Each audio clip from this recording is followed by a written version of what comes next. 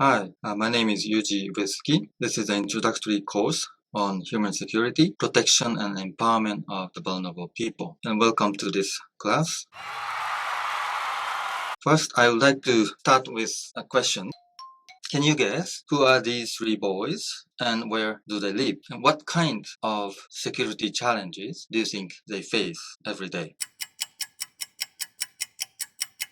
The answer is they're from Tanzania, and one of the most serious causes of death among the children in Tanzania would not be a violent conflict, but rather it's a simple diseases like diarrhea. So if one of the most serious challenges for young people like them are diarrheas, do you think the heavy weaponries such as tanks and bombers and battleships and these military equipment and probably the large marines and navies and air force, do you think would be the sufficient measures to protect them from the most serious causes of their death? Obviously, it's not. So the concept of human security allows us to explore our horizons of thinking about how do we protect ourselves from the challenges that we face. And depending on where you are and who you are, I would say the challenges are different. So we need to tailor-make the responses to challenges of the security. So human security concept is a way for us to understand and explore more appropriate way to address the challenges of human security. By the way, because of these water systems, these kids were allowed to access to a cleaner water, and which prevents them getting ill and diseases, and that would help them to protect them from a challenging environment. So in essence, this course, I would like to focus on these different challenges of security, and I would like to discuss with you what will be an appropriate measures to address these challenges.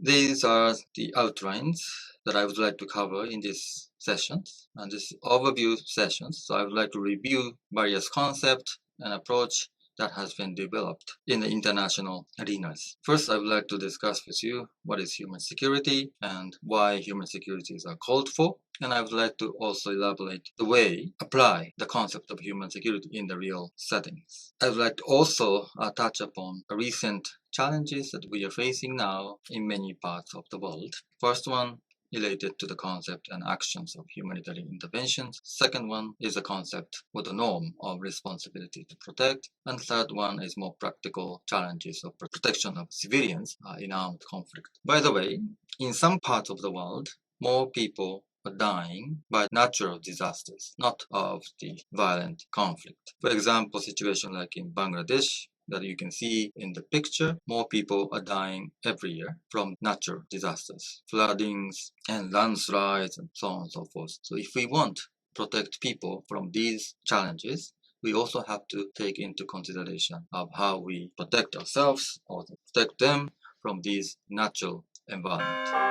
Today's session is an introductory session. So the purpose of today's session is to give you an overview of the concept of human security so that in the later sessions, we could elaborate on this concept. And in fact, one of the major objectives of this course is to come up with a proposal to address real challenges in the existing settings. And I would like all of you to act as a group and come up with a project proposal that would address the challenges of human security. In order for you to prepare for that kind of task, today's objective is to give you the review and overview of the human security approaches. So why human security is important concept in the area of peace and conflict studies, or in the area of conflict prevention, conflict resolutions, and peace building. At the end of this session, I hope that you will be able to start thinking about these questions.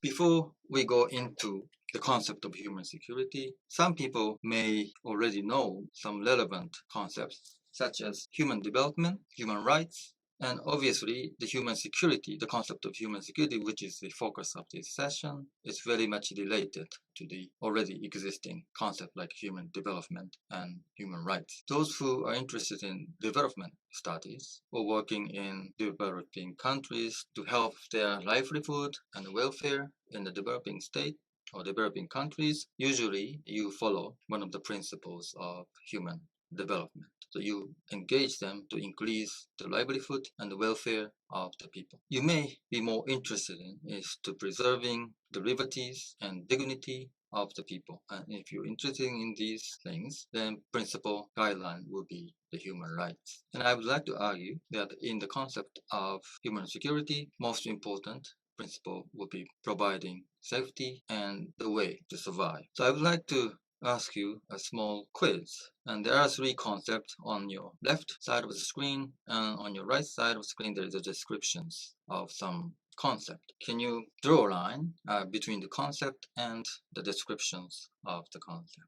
Human development means advancing the richness of human life. And human rights is an inherent to all human beings. And of course, human security means protecting fundamental freedoms of human beings. So there are slightly different definitions of very interrelated concepts. I would like to give you a definition of human security provided by one of the interesting commission called Commission on Human Security. Actually, this commission was set up by a collaborative effort with the United Nations and the government of Japan.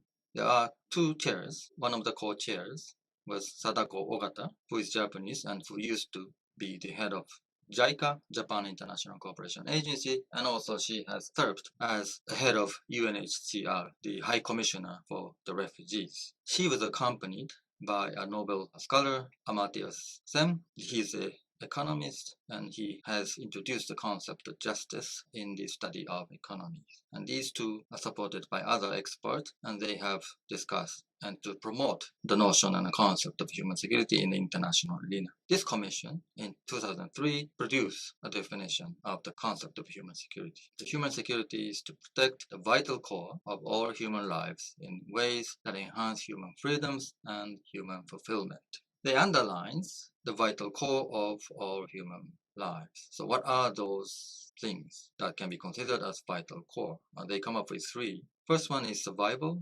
So every one of us needs to survive. For example, in order to fulfill our human rights or in order to enjoy our human development. Survival is the fundamental to all of them. Second, in order to free from the want or in order to realize what we want, the livelihood it also serves as the fundamentals. We need a means to survive and grow. And finally, dignity. We shouldn't be treated like slaves. We need to be recognized as the equal human beings, and all of us need to receive a sufficient attention, and that's understood by the concept of dignity. This is what I call a Pokemon model that I developed.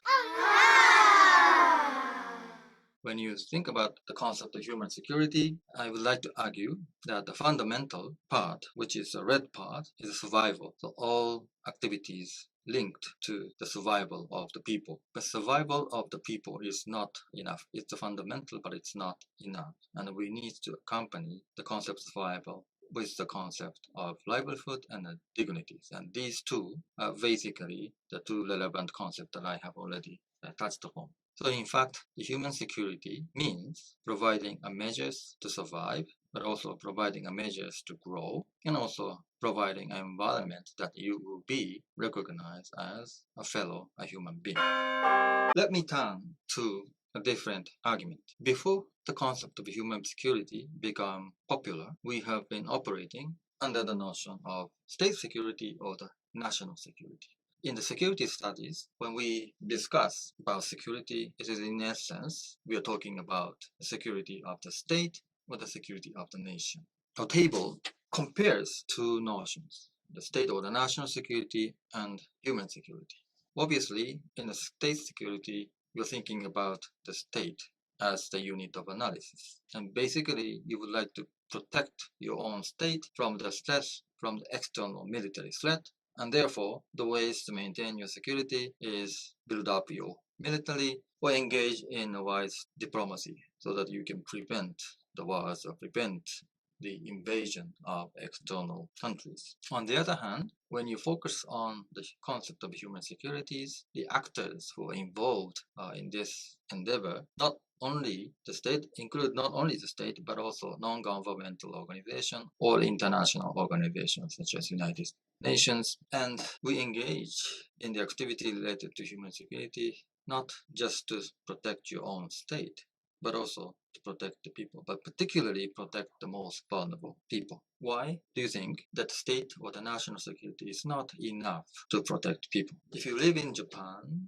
and you assume that the government of Japan will provide enough protection for their own citizens. So if the government is functioning, then people's security will be provided and protected by the government. However, we have faced a number of situations where the government or the states are not capable of protecting their own citizens, or sometimes the government is the causes of the threat to the people. The government is not willing to protect their own people. Then the concept of state security or the national security is not enough to protect people. Furthermore, if you turn your eyes to a situation in the Middle East or in Africa, many people actually cross their borders, leave their hometowns, and they become refugees. If they cross their borders, then your government will not extend service of protecting themselves. Who is going to provide services? Who is going to provide protections to those people who actually escaped from the war, escaped from the persecutions, and went to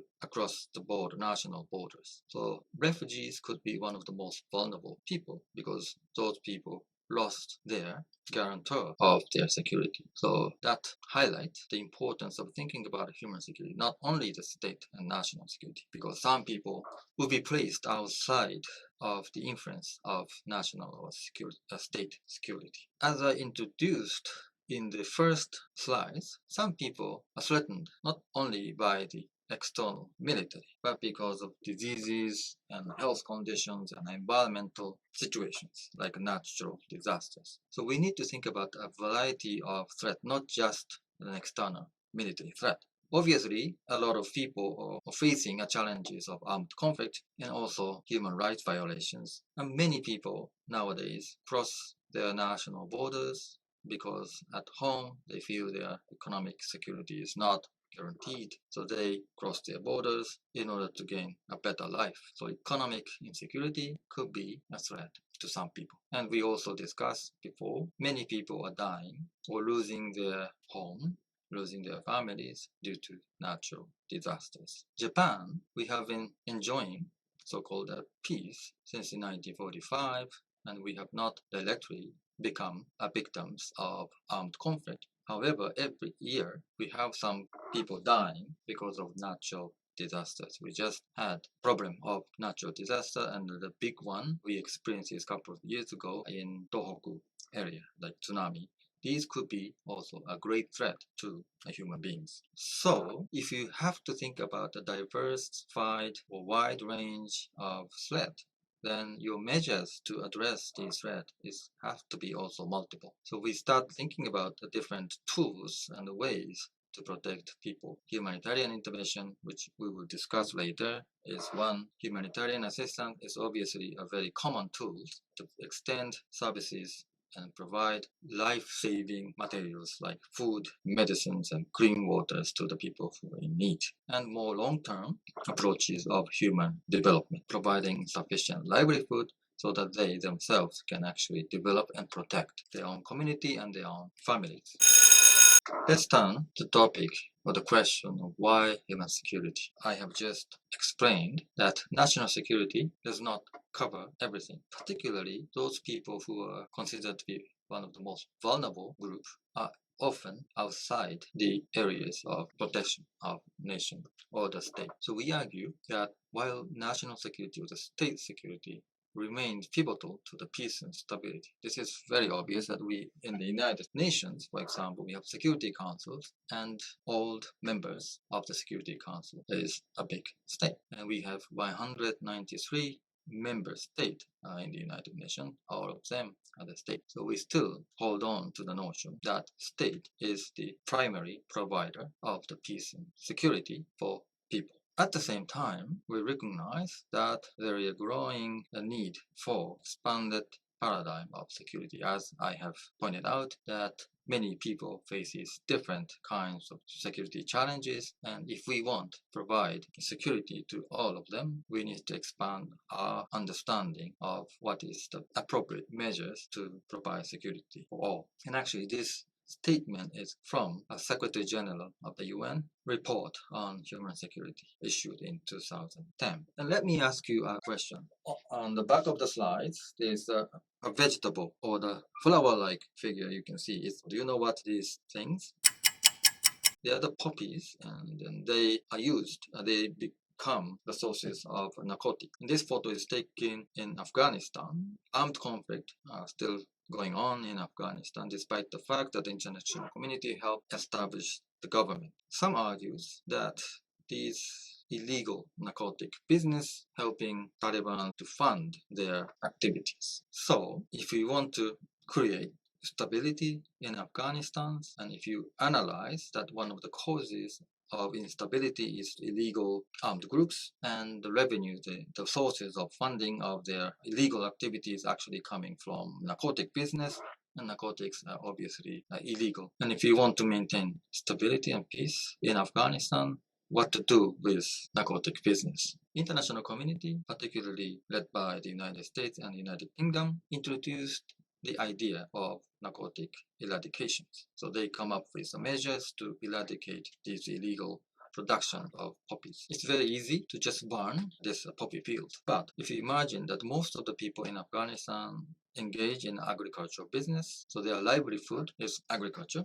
Obviously, poppy is more economic or more effective or efficient way for most of the farmers to earn incomes. Maybe you can grow other vegetables, but the unit of price compared to that of illegal narcotics is low. So if they want to gain more incomes, they turn to this illegal business. So after you burned the field, how would you help them to sustain their livelihood? So maybe you can introduce other agricultural business which may have a good income, which may lead to a better income than growing narcotics. But in reality, it's very difficult to find the alternative one. And without providing alternative livelihood, if you just burn these illegal poppy fields, what do you think if they were not given alternative livelihood? How do they survive? How do they earn enough money to support their families? Most of them end up with joining Taliban, so it actually damages or work as a counter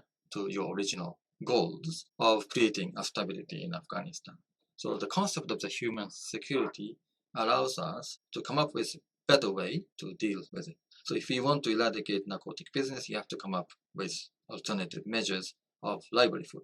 I would like to now turn on current and emerging threat. Maybe you can just think about what kind of threat that human beings are facing at the moment. A few years ago, we had a group like Boko Haram who kidnapped the girls and tries to deny, according to them, the Western style educations. So these so-called extremist groups are considered to be one of the threat, an emerging threat. Violent extremism has been recognized as one of the emerging threat. And most of the time, people escape from these extremist groups, so they are no longer able to live in their own hometown. So they go to somewhere safer.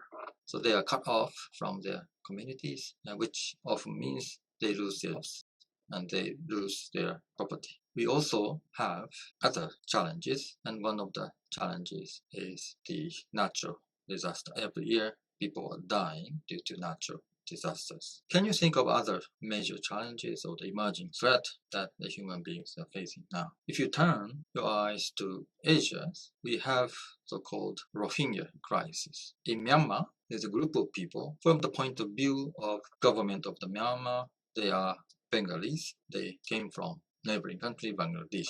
So they are not the people or the citizens of Myanmar. While people call themselves Rohingyas, who are living in northwestern coast of Myanmar, claimed that they are legitimate citizens of Myanmar, and there's no way that they will be treated as foreigners. So there's a crisis going on there. Many Rohingyas have to seek refuge in their neighbor Bangladesh, and there's camps there, and people have to live in the foreign countries from the point of view of the Rohingyas and what international community can do. This is a very interesting and important cases. The state of Myanmar denies that they are legitimate citizens and they are not willing to protect those people. And actually, the armed forces of the Myanmar are becoming one of the major threat to lives of those Rohingyas. So under such a circumstance, when we cannot rely on the government to provide sufficient protections, who do we rely on, account on to provide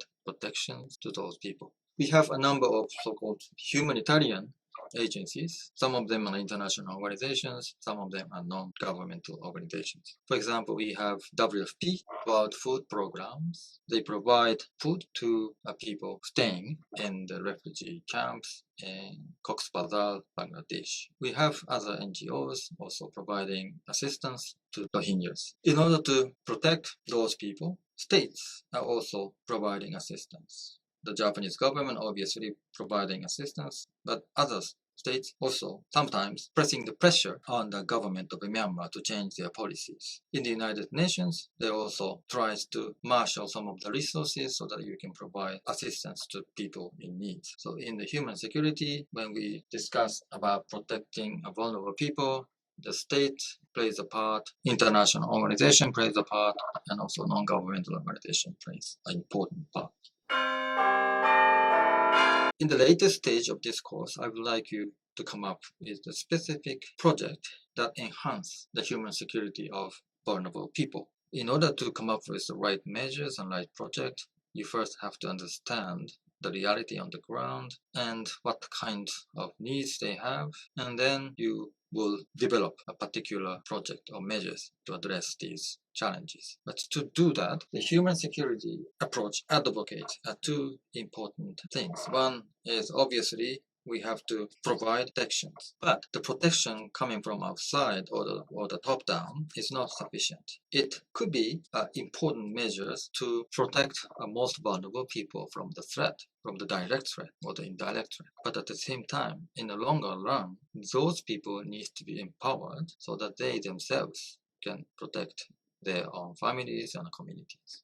The human security approach have to be accompanied with two important approaches. The one emphasizes on the protections of the people. The second one is emphasizing the empowerment of these people. By the way, in many parts of the society, as you can see in the photos, getting a water is a challenging task. If you live in Japan, if you go to certain places, getting a clean water is not a challenge. Maybe at home, you have the access to the clean water. Even at the university, you can have access to clean water. But in many parts of the world, it is even very difficult to get a simple water. And most of the time, the fetching the water is a task for a woman. Many of the girls are spending most of their time just fetching the water because it's so important that they get a water, and these tasks are given to the girls, and girls are deprived of the chances of getting a proper education. So if some community have these challenges, you can come up with measures to address these issues of access to clean water. In fact, if you review a number of particular projects conducted by the government of Japan under the label of peace building, many of these projects actually focusing on providing clean water. The Japanese government believes that clean water is very important, fundamental to every human being. It's essential for our good health, and good health is very much important to have a livelihood and to enjoy a human life. And obviously, good health is also important in maintaining peace and enjoying the peace. So it may look very indirect, but tackling the challenges of providing clean water to every community is actually very important.